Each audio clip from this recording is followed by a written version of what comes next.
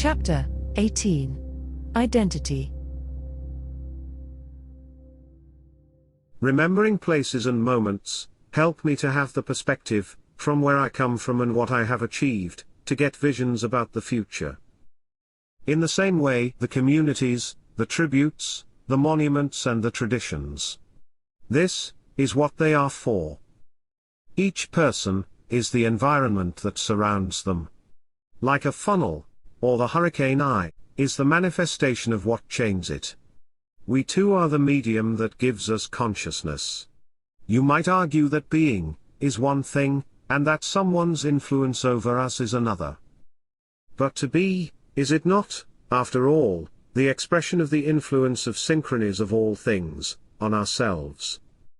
We are all translators.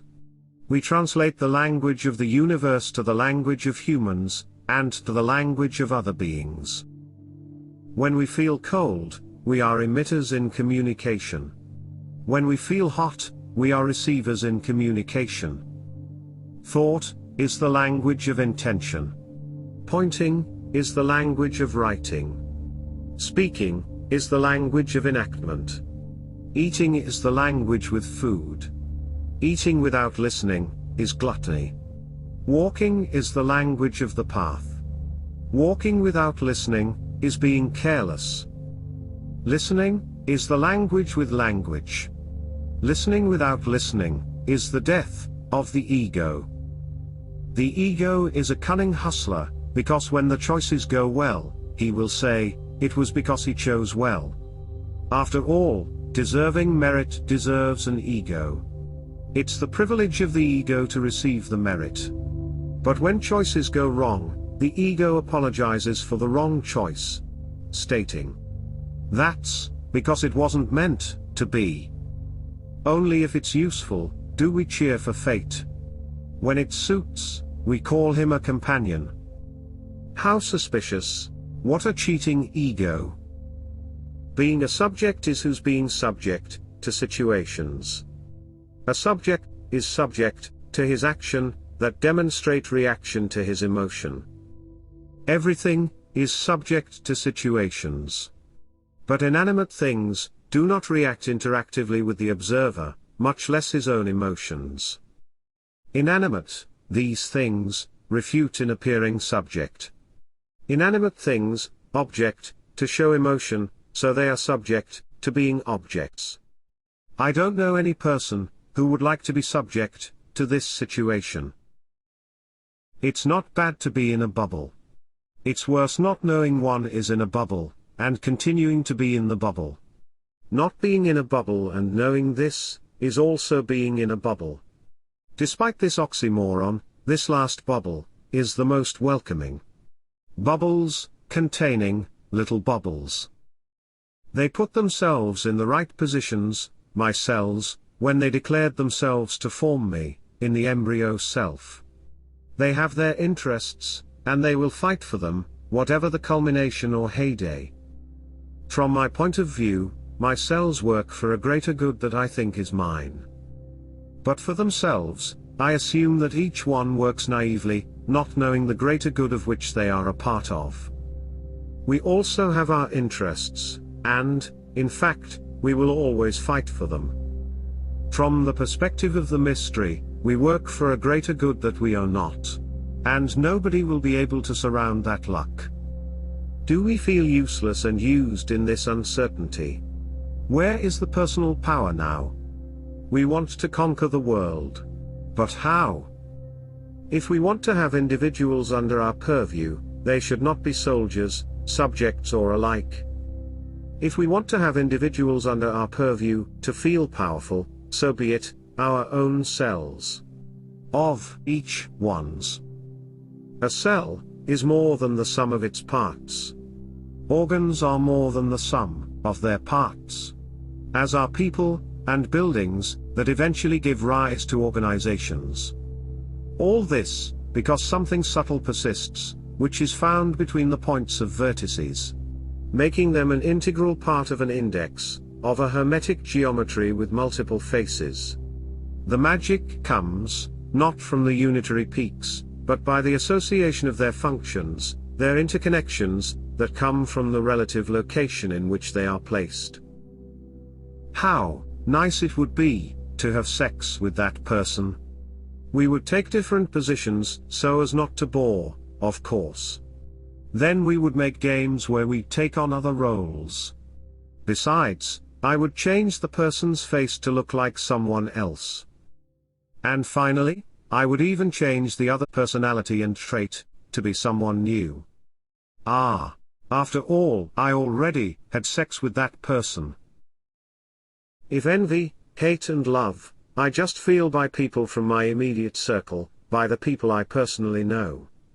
I ask the oracle, if it's possible to avoid stumbling, on me and on others, being a single person, and not even having friends, nor a receptionist.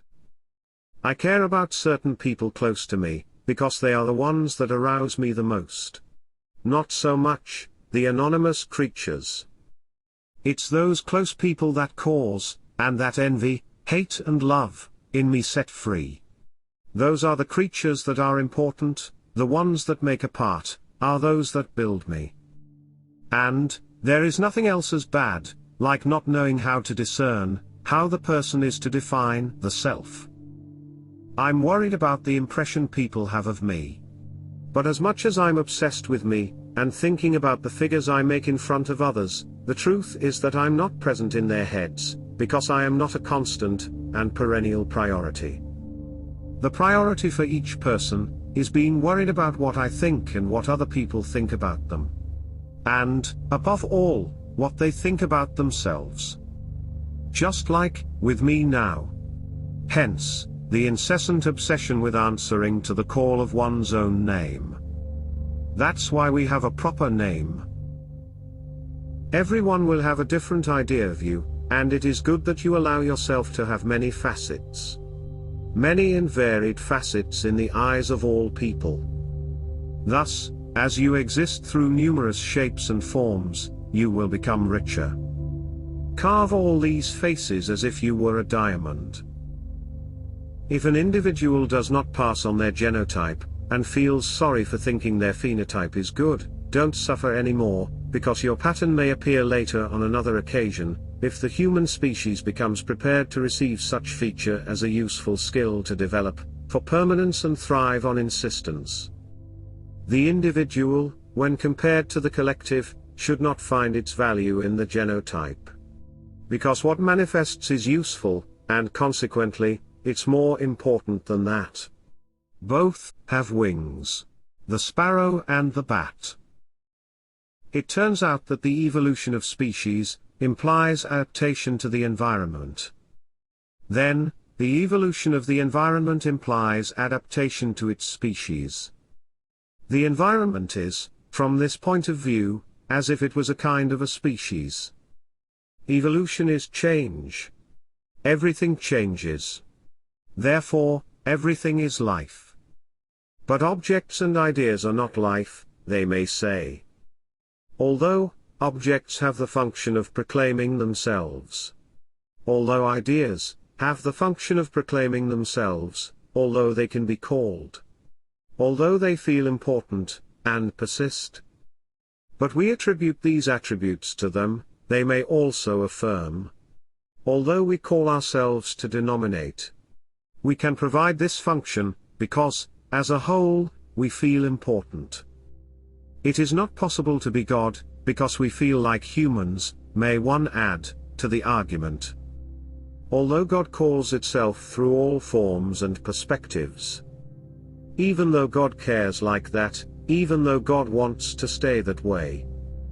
Remember? What is life? A self-important system. Any idea, any country, or organization, celebrates self-importance. Self-importance favors permanence. After all, life is the practice of permanence. Why do we defend our positions so much? Why do we defend our opinions so much? To convince people we're right. What is the use of being right? It's useful for the own ideas to have more demand. What is the use of ideas having a lot of demand? This way, the corresponding identity has more value. The identity that is like a snail house. Without it we feel naked and homeless. It is the law of supply and demand, applied to the perception of personal worth. A law that emerges sociologically, and that we all agreed to follow, without questioning or discerning. We like to talk.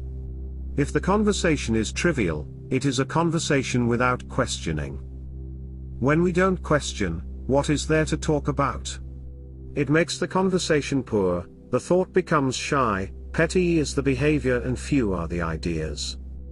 When we are curious, we grow up fast. When we are disinterested we grow slowly. But only after asking questions about everything, can you become curious about everything that exists.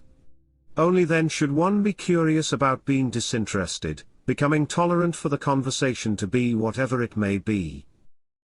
Listening to opinions, I like it. Not for the opinions themselves, but to see there, that we are willing like this, to defend our own cause. Each one to define one's own self. To know who we are, we outline an identity. We mirror the image that we want to distinguish. We mirror our suitability in our opinions and convictions. So, it is interesting to observe that we are all partial. When an engineer is asked for his opinion, he will give his opinion, formed according to the delineation of his own identity. It is expected to talk about certain subjects, to come upon what one is expected to be. So, never forget. This idea of yours is only important to you, and for people who think like you. Do not force people to be like you, because even you aren't the way you want to be. If you defend pacifism it's because you are peaceful, so you can be aggressive at the right time, surprising and conquering others. If you defend war, it's because you're aggressive, and you're only aggressive because nobody tames you. At the right time, conquer. At the right time, tame. This is how to describe the theory of evolution of species. Nobody likes to be on the loser's side, because it is the winners who take all the praise. If you want to be the first to make this happen, needing to stay ahead of the second is not an exaggeration.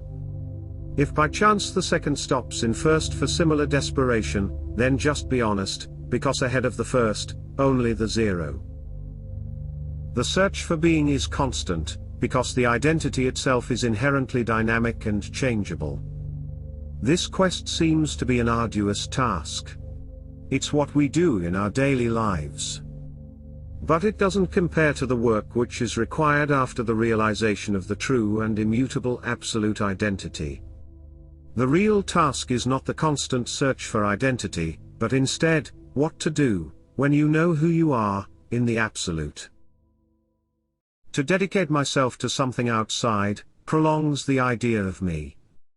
To dedicate myself to myself, prolongs my ego. To dedicate myself to something inside, prolongs my silence. The silence of me, is like the silence of anything else. But this silence is not silence. It's the endurance of being and letting it be. Between us, everything that moves and wears out lives in space and time. Those who live more in space connect to the outside. They prefer to search and appreciate quantity. Those who live more in time connect to the interior. They prefer to cultivate and appreciate quality. When you are space, you are a good activist, a good tourist, a good collector, and life feels long but is brief. When you are time, you are a good listener, a good dreamer, a good sower, and life feels short but is long. However, we die, to remember, what we live, to forget.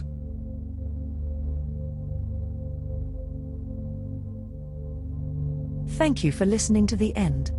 Support this work if you liked it. You can buy the book on Amazon, where you can download the digital copy and have the physical book delivered to your address. Look for seasonal promotions and discounts.